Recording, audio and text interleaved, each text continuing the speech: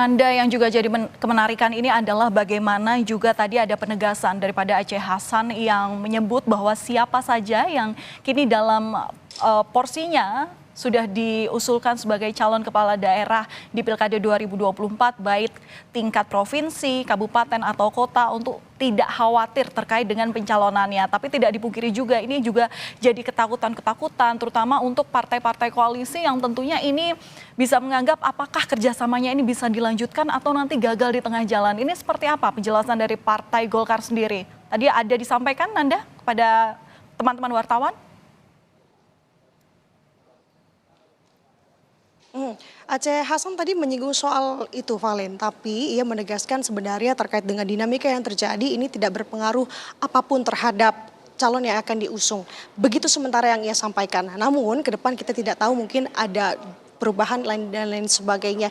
Jadi sampai dengan saat ini artinya kita sama-sama masih menunggu yang dimana tampaknya dari internal Partai Golkar sendiri saat ini juga masih kaget kalau tadi saya mengutip apa yang Aceh Hasan sampaikan terkait dengan pengunduran dirinya Erlangga Hartarto, kemudian juga otomatis sebagai waketum-waketum lain begitu ya menduduki posisi waketum saat ini sudah mulai bekerja dengan masing-masing porsi di bidangnya masing-masing untuk mengurus sementara waktu Partai Golkar sampai dengan terpilihnya PLT.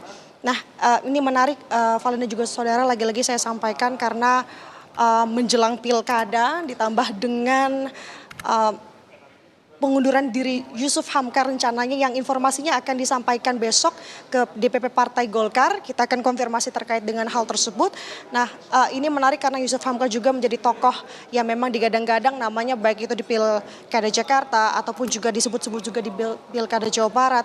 Namun akhirnya sekarang mengundurkan diri, menyusul dari mengundurkan diri Ketum Golkar Erlangga Hartarto. Sebenarnya apa yang terjadi di tubuh internal Golkar ini yang kita akan cari tahu bersama. Karena informasinya kita juga belum ya Valen bisa mewawancarai atau mendengar statement secara langsung dari Erlangga Hartarto karena memang posisinya saat ini Erlangga akan bertolak ke IKN untuk menghadiri rapat kabinet pertama di IKN besok. Jadi sama-sama kita menunggu update-update dari lapangan, Valen. Oke, Nanda penegasan ini sebagai penjelasan juga ke publik begitu ya. Berarti sampai sekarang untuk surat pengunduran diri dari Erlangga Hartarto itu belum diterima jajaran pengurus DPP atau adakah komunikasi yang menjadi alasan apa yang melatar belakangi Erlangga Hartarto ini mundur sebagai ketua umum?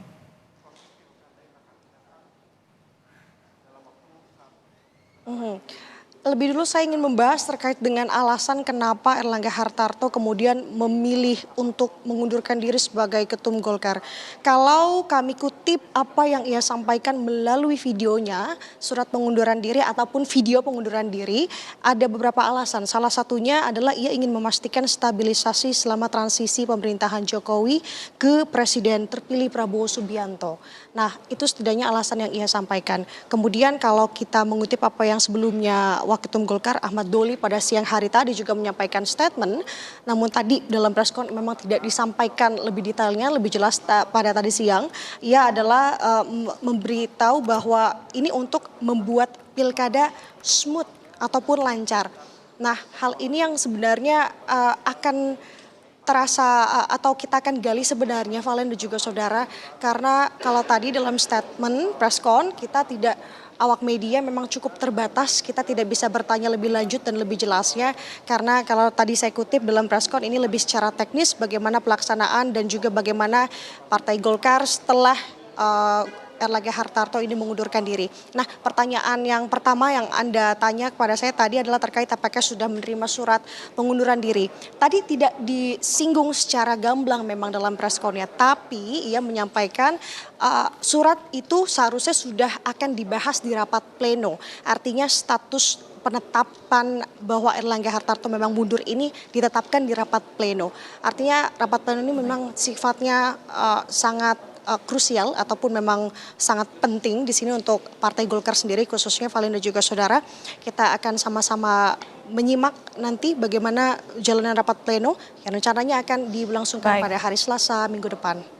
Baik, terima kasih atas laporan lengkap Anda, jurnalis Kompas TV Nanda Aprilia langsung dari kantor DPP Partai Golkar.